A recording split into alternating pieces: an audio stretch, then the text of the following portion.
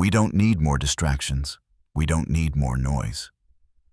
What we desperately need is more psychology, a deeper understanding of ourselves. Because when you really step back and look at the world, it's not the economy, the government, or the technology that poses the biggest threat. It's us, human beings, our nature, the part of ourselves we rarely dare to examine. Have you ever had the quiet suspicion that maybe you're not as in control as you think? That the thoughts you carry, the cravings you chase, even the choices you pride yourself on, might not actually be yours? What if I told you there's something inside of you, an unseen force that's been steering your life from behind the curtain long before you ever knew it existed? This isn't fantasy. It's not some conspiracy. It's psychology. Real profound and uncomfortable psychology. And if you're brave enough to look in the mirror and actually see what's there, you'll find a name that keeps showing up. Carl Gustav Jung. Not a guru, not a mystic. A man who dedicated his life to mapping the hidden layers of the human mind. Not just the symptoms, not just the problems, but the soul itself. And if you've ever asked yourself why you repeat the same mistakes, why your relationships unravel in the same familiar ways, or why you feel trapped by invisible chains, there's a reason. Maybe it's not bad luck. Maybe it's your shadow. Maybe it's something buried so deep in your psyche that you've forgotten it was ever part of you. Jung didn't just study the mind. He traveled through it. He wandered into the dark places most people avoid, and he came back with insights that can transform the way you see yourself. This isn't going to be a timeline of his life. This is a psychological X-ray. A mirror held up to you so you can finally see the parts of yourself you've spent years trying not to notice. But be warned, once you see them, you can't unsee them. You'll start recognizing patterns in your thoughts, motives behind your actions, and maybe even monsters that live in your blind spots. And here's the twist. Those monsters aren't enemies. They're parts of you. Jung believed that the real danger wasn't the suffering we go through, but our unconsciousness, our refusal to look within. And when you do, when you really start digging, you might realize that the enemy you've been fighting all this time has been inside of you. But there's good news. That enemy can also become your greatest ally. It's not about eliminating it. It's about confronting it, understanding it, integrating it. And that requires courage. So if you're ready, take a breath. Get still. Because what you're about to hear might just be the most important lesson you've ever received. Not about the world, but about yourself. Carl Jung wasn't trying to help people function better in a broken world. He wasn't interested in putting a bandage on modern suffering. He wanted to understand the soul, the essence beneath the personality, beneath the smile, beneath the stories we tell about ourselves. And he had the courage to dive into the depths of the human psyche to do that.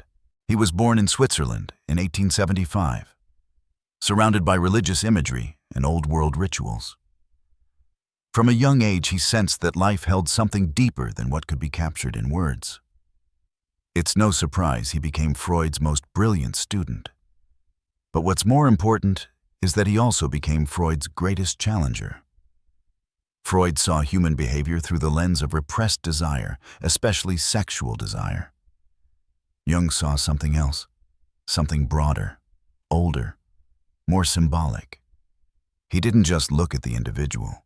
He looked at the myths, the patterns, the ancient blueprints of human emotion and thought that had been with us since the beginning.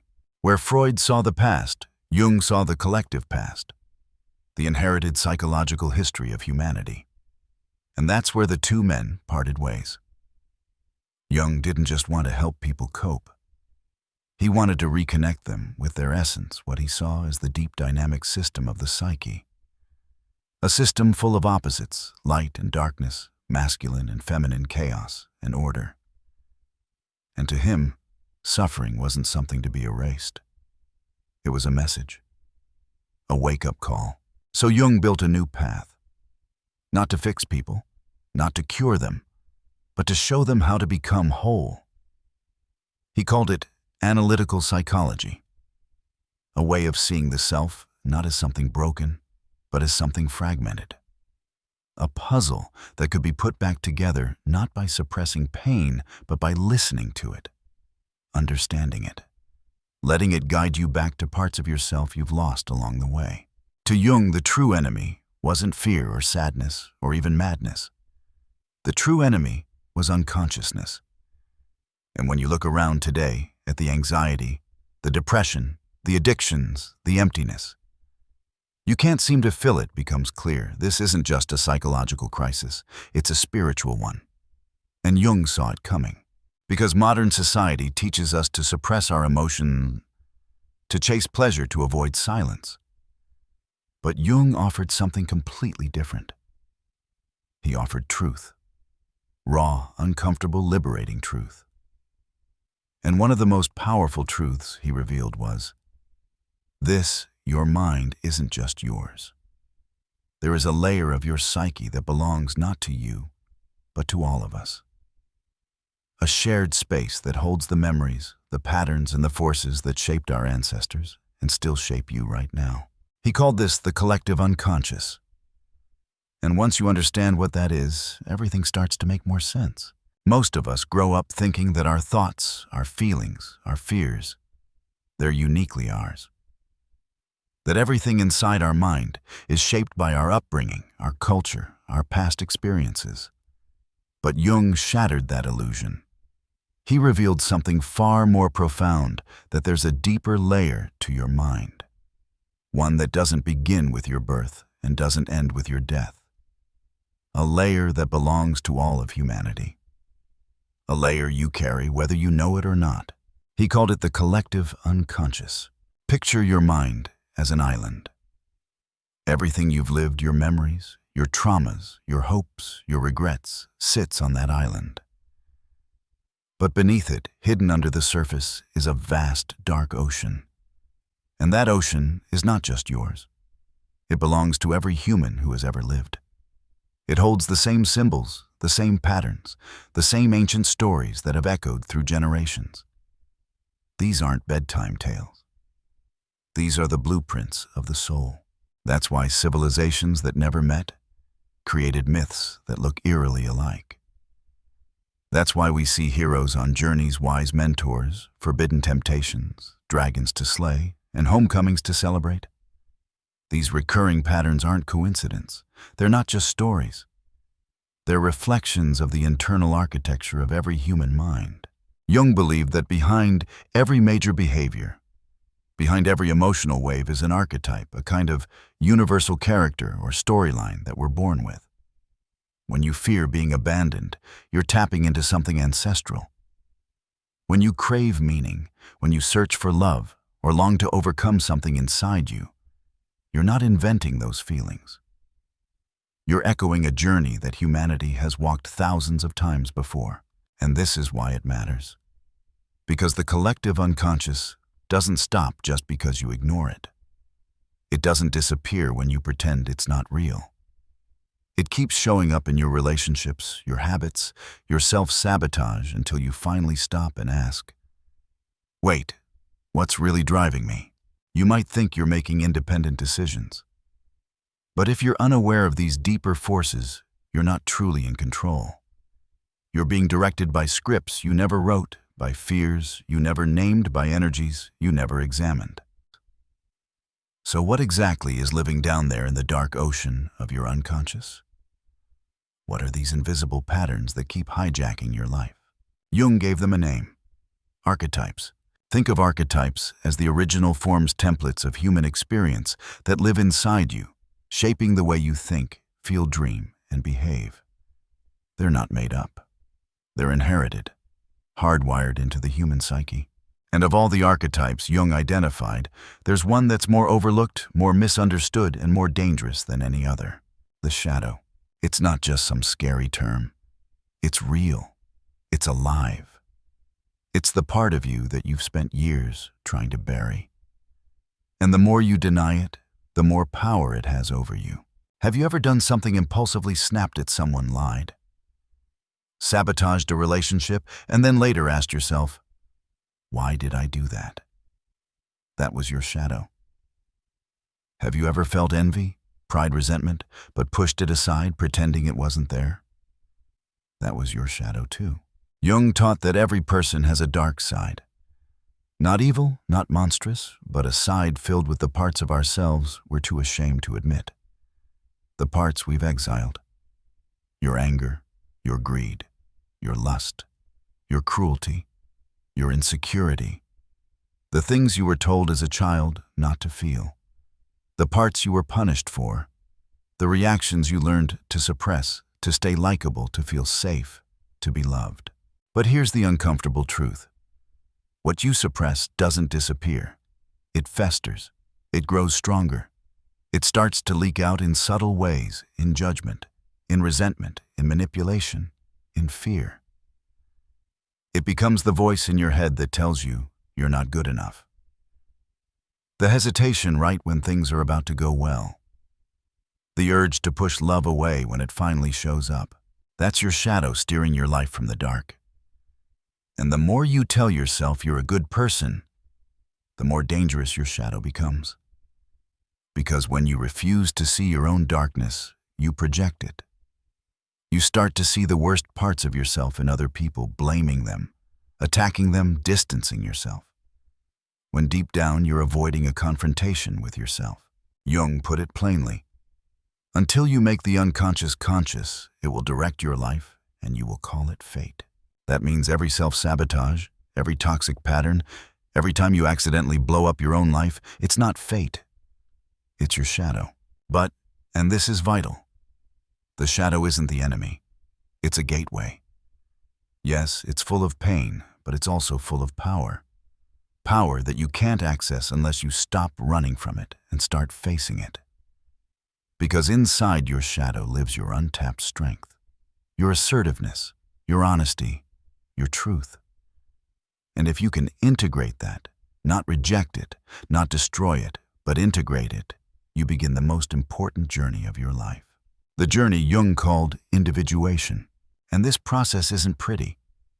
It's not a hashtag. It's not some lifestyle trend. It's messy. It's difficult. It's lonely. But it's real. And it leads you somewhere worth going. Most people spend their entire lives trying to become someone they're not. They shape themselves into what their parents expect, what society rewards, what their peers will applaud. And in the process, they lose themselves. Not all at once, but slowly, quietly, one compromise at a time, until one day they look in the mirror and see only a mask. Carl Jung called that mask the persona. It's the version of you that you built to survive, to fit in, to be liked. But beneath the persona, there's something else, something more honest, more wild, more painful, and more powerful.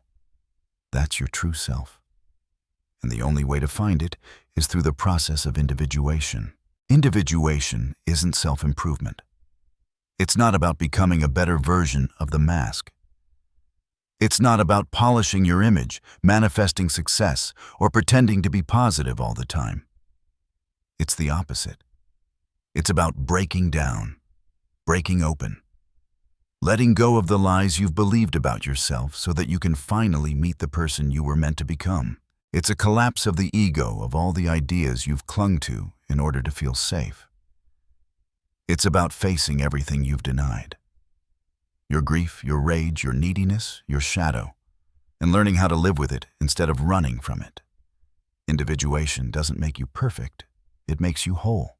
You begin to see that you are not just light. You are also darkness. You are both confidence and doubt, both courage and fear. You stop trying to cut yourself in half to be acceptable. And for the first time, you allow all of you to exist. This process is painful. It feels like dying because, in a way, it is. The person you thought you were has to die so that something more real can take its place. Jung said that the encounter with the self is always a defeat for the ego. And he was right. Your ego will resist it. It will fight for the old identity. It will cling to the comfort of old patterns, even when they're hurting you. But something deeper will start to push through. Something honest, something sacred. And every crisis you face, every heartbreak, every loss, every moment you feel like the world is falling apart is not a punishment. It's a portal, a breaking open of the illusion, a chance to step into something more real. But only if you're willing to feel the discomfort. Only if you stop numbing yourself with distractions and start listening. Because your soul is always speaking. Not in words, but in symbols, images, patterns, and dreams. Jung believed that dreams were not meaningless. They weren't just your brain sorting out the day. They were messages from the unconscious, your psyche's way of sending you clues, direction, insight. Every night, while your conscious mind rests, something deeper awakens and begins to speak. But most of us never learn how to listen.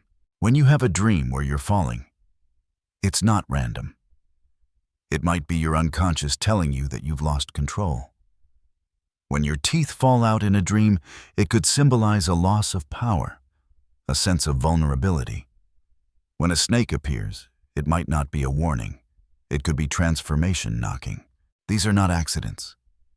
These are the metaphors of the soul. Jung devoted much of his life to decoding this language. He believed that the symbols in your dreams were like guideposts, archetypes, taking form to help you rebalance, to show you what you've forgotten, to remind you what needs attention. A house might represent your inner world. A mirror might reflect a part of yourself you don't want to see. A tunnel might mean descent into the unconscious or a path to rebirth. These aren't just dreams, they're maps. And the more you ignore them, the more lost you become. Because when you ignore your dreams, you ignore the messages from your deeper self. You lose your compass. You start to drift. That's when the anxiety creeps in, the depression, the disorientation. Not because something is wrong with you, but because your soul is calling and you're not answering. Dreams are the language of the psyche, and learning to understand them is like learning to read your own soul. But the dreams aren't the only place these archetypes appear. They show up in your stories, your obsessions, your relationships, your reactions. Because within you, within all of us, live invisible characters, and often they're the ones really running the show. You might think you're making your own choices, but what if you're actually being pulled by something much older than you? Have you ever caught yourself acting like a completely different person? Saying things you don't usually say? Making choices you don't fully understand? Or maybe you've noticed how you keep attracting the same kinds of people, repeating the same emotional storylines over and over again. That's not just coincidence. That's not just your type. Carl Jung knew exactly what was happening. He believed that inside each of us are ancient psychological characters, patterns of thought, emotion, and behavior that operate behind the scenes of our lives. He called them archetypes. Archetypes are universal. They're not personalities you develop, they're forces you inherit. They're hardwired into the collective unconscious, and they influence the way you love, fight, hide, dream, and search for meaning. They don't ask for permission. When they activate, they possess you. They don't whisper. They take over.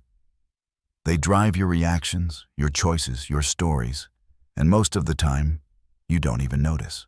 Jung named many of these archetypes the hero, the one who wants to prove something to overcome and achieve. The wise one who seeks truth and clarity. The shadow filled with everything repressed. The anima and animus, feminine energy in men, masculine energy in women that must be integrated to feel whole. Each archetype brings its own energy, its own set of patterns, and each can dominate your psyche if left unconscious. You might think you're rescuing others because you're selfless, but maybe the hero archetype is driving you to save people even when it destroys you. You might believe your need for approval is just politeness, but maybe the wounded child is still begging for validation it never got. Or maybe chaos keeps following you, not because the world is cruel, but because the unintegrated shadow inside you is unconsciously creating it. These archetypes are not enemies. They are mirrors. They only become dangerous when you don't recognize them. But once you see them, once you name them, they lose their grip. You stop being a puppet. You become the author. That's why consciousness is everything. That's why Jung's work matters more now than ever. Because today, more than any other time in history, we are pulled outward away from ourselves. We're bombarded with messages, images, noise. Everything demands our attention, our reaction, our energy. Social media, expectations, appearances, productivity. But what happens when you are so busy performing that you forget who's underneath the performance? We live in a world of disconnection, and yet we wonder why we feel lost, empty, anxious, depressed. We diagnose symptoms, but rarely ask about the soul. Jung predicted this. He saw that modern life would sever us from our inner world. He warned that we'd become slaves to the persona chained to our social masks, that we'd laugh at dreams, dismiss symbols, mock depth, and then wonder why we're spiritually starved. He wasn't writing for peaceful times. He was writing for moments of collapse, moments like now, when the old stories no longer work, when the outside world loses meaning, when even success feels hollow. That's when the real work begins. It begins inside. And going inward is terrifying. Because what you find there isn't just beauty. It's pain, trauma, anger, longings you've ignored for years. But beneath all of that, if you keep digging, you'll find something no one else can give you yourself. Not the self that's been shaped by fear or guilt or social conditioning, but the authentic self. The one that remembers. The one that doesn't need to impress anyone. The one that's been waiting for you to come back. And that return doesn't come from reading a quote or watching a video. It comes from the choice to stop running, to stop pretending, to stop blaming. It starts with a whisper inside that says, enough. Enough of the autopilot. Enough of the performance. Enough of the fragmentation. Because once you see, you can't unsee. And that's where transformation begins. Jung believed that nothing happens by accident. Even the fact that you're hearing this now may be your unconscious guiding you, nudging you toward the next step, not to fix yourself because you're not broken, but to remember who you are underneath all the noise. That's the invitation. To begin the journey inward, to face the parts of you that you've abandoned, to listen to your dreams, to track the archetypes that live within, to meet your shadow not as an enemy, but as a teacher. You don't need to have it all figured out. You don't need to know what every symbol means or what every dream reveals. You just need to start. With honesty, with presence, with the courage to look. Because the moment you bring awareness to what's been hidden, healing begins. Not perfect healing, not quick healing, but real healing. And from that place, your entire life starts to shift. Your relationships change, your patterns unravel. You begin to make choices not from fear, but from clarity. This is not a trend. It's a transformation. And it may be the most important one you'll ever undertake.